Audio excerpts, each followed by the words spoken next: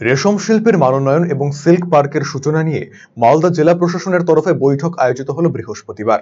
এদিন জেলা প্রশাসনিক ভবনে আয়োজিত এই বৈঠকে উপস্থিত ছিলেন জেলা শাসক নিতিন সিংহানিয়া, সেরিকালচারের ডেপুটি ডিরেক্টর সুরজিৎ চৌধুরী সহ রেশম শিল্পের সঙ্গে যুক্ত বিভিন্ন দপ্তরের কর্মকর্তারা। জেলায় রেশম শিল্পের গুণগত মানের বৃদ্ধি নিয়ে আলোচনা করা হয়। আগামী অক্টোবর মাসের প্রথম সপ্তাহের মধ্যেই সিল্ক পার্ক চালু হয়ে যেতে পারে বলে জানা গিয়েছে জেলা প্রশাসনের তরফে। আজকে আমাদের সেরিকালচার ডিপার্টমেন্টের সব অফিসিয়ালসরা ছিলেন এবং যেহেতু মাননীয় মুখ্যমন্ত্রীর নির্দেশে সিল্ক পার্ক চালু হতে চলেছে, অলরেডি ওখানে যে প্লটসগুলো ছিল এবং স্টলসগুলো ছিল তার অ্যালটমেন্ট প্রসিজার কমপ্লিট হয়েছে।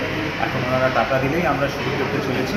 1 অক্টোবর থেকে আমরা সিল্ক পার্ক স্টার্ট করছি এবং তার সঙ্গে এখানে সিড প্রোডাকশন মানে সিড থেকে শুরু করে কোকুনস প্রোডাকশন মালদা জেলায় কী করে বাড়ানো যায় সেটা নিয়ে আজকে আলোচনা হয়েছে, কিছু প্রপোজালস রেডি করা হচ্ছে এবং আমাদের সেরিকালচার ডিপার্টমেন্টের যে স্টাফ স্ট্রেংথ সেটাও বাড়ানোর জন্য আজকে এখানে কথা হয়েছে।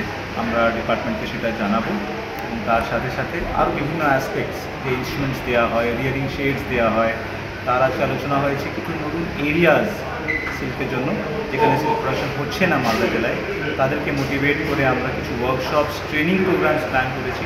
উৎকর্ষ বাংলার মাধ্যমে আমরা চেষ্টা করছি যাতে ওভারঅল সিল্কের যে প্রোডাকশন আমাদের মালদা জেলায় সেটা বাড়ানো যায়। डिजिटल इंडिया सेल शुरू हो चुका है। इंस्टेंट डिस्काउंट, सबसे कम दाम, पाए नो कॉस्ट EMI, बेहतरीन आफ्टर सेल सर्विस और बेमिसाल एक्सचेंज वैल्यू। आज ही रिलायंस डिजिटल आइए।